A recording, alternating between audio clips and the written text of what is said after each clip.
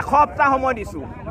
এসপ্তাহৰ ভিতৰত উজনি অসমৰ যিবোৰ মিয়া আছে মিয়াবোৰে তালি টোপোলা বান্ধি ইয়াৰ পৰা প্ৰস্থান কৰক, নহ'লে কিন্তু পৰিস্থিতি ভীষণ হ'ব। আমি স্পষ্টভাৱে কৈ দিছোঁ, বাৰে বাৰে মিয়াই আমাৰ খিলঞ্জীয়া যুৱতীক ধৰ্ষণ কৰিব, বাৰে বাৰে মিয়াই আমাক খিলঞ্জীয়া যুৱতীক ধৰ্ষণ কৰি হত্যা কৰিব।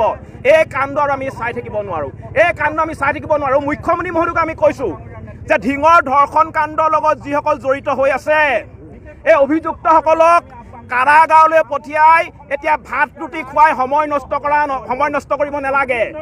ঢিঙৰ ধৰ্ষণ কাণ্ডৰ লগত যিসকল অভিযুক্ত জড়িত হৈ আছে তেওঁলোকক কাৰাগাৰলৈ পঠিয়াই ভাত ৰুটি খুৱাই সময় নষ্ট কৰিব নালাগে, তেওঁলোকক চিধাই এনকাউণ্টাৰ কৰক, হয়নে?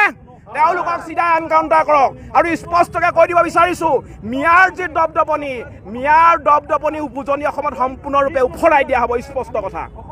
ইতিমধ্যে আমি শিৱসাগৰৰ পৰা এটা কথা বাৰে বাৰে কৈ আছোঁ যে অখিলঞ্জীয়া লোকৰ দ্বাৰা আমাৰ খিলঞ্জীয়া লোকসকলক বাৰে বাৰে নিগ্ৰহ কৰা হৈছে। পুনৰবাৰ সন্দেহযুক্ত বাংলাদেশী মূলৰ মিয়াসকলে আমাৰ খিলঞ্জীয়াৰ ওপৰত আক্ৰমণ কৰিলে। আমি অতি দুখৰ বিষয়ে এগৰাকী আমাৰ নাবালিকা কন্যাক মিয়াসকলৰ দ্বাৰা ধৰ্ষণ কৰা হৈছে।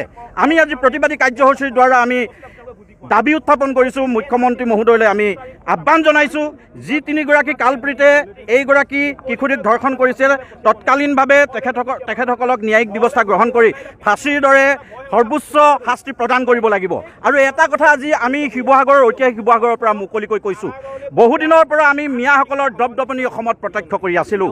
আমি মুখেৰে মাত মতা নাছিলোঁ, এইটো অৰ্থ নহয় যে তেখেতসকলৰ কৰ্মকাণ্ডবিলাকক আমি সমৰ্থন জনাই আছিলোঁ। এতিয়া তেখেতসকলৰ কৰ্মকাণ্ডই ইমানেই গভীৰ ৰূপ ধাৰণ কৰিছে, তেখেতসকলে আমাৰ জীয়ৰী বোৱাৰীৰ ওপৰত হাত দিব পৰা হ'ল।